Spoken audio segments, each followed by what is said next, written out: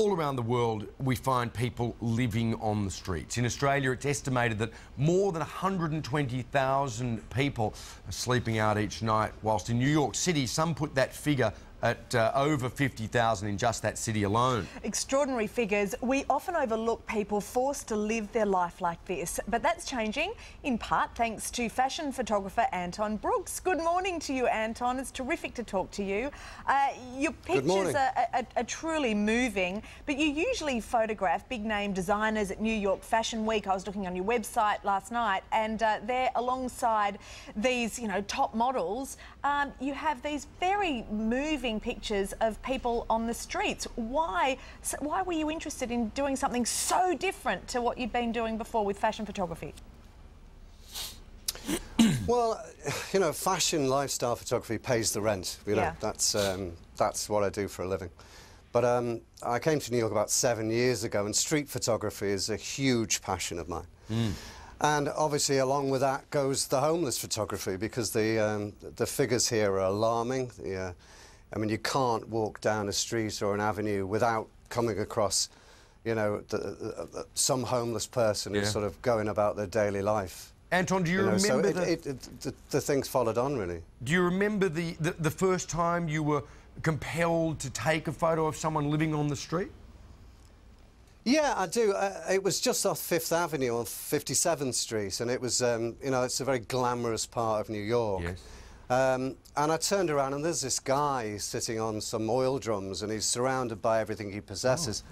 And his shoes are hanging off, the soles of his shoes are hanging off. And it was just a shock, really. I mean, I'd recently arrived in New York and was sort of starstruck, like everyone who gets here is. And all of a sudden, there's this sort of dark underbelly that's, that I found compelling in a way. You are highlighting the plight of homelessness, and I mean, we're talking about it now because you're taking those photos. But is it a bit of an ethical dilemma for you, taking photos of people? How do you work it? Do you go and ask their permission to take their photos? Well, I do try to. I mean, I always try and remember that this is a father, a son, a mother, a daughter, a brother that have had an existence or a life that we would identify with. And it's only a sort of bad turn or a mistake or just bad luck that's put them in this position. So I'm always aware of that they've had, there's family out there or people they've worked with. So it's an awkward moment to press the shutter, in all honesty. But I do ask, and generally when you do ask, I think our human reaction to that is to smile, because we're sort of programmed to do that, like at a party or something. So it's an odd thing. The candid shots always work out better.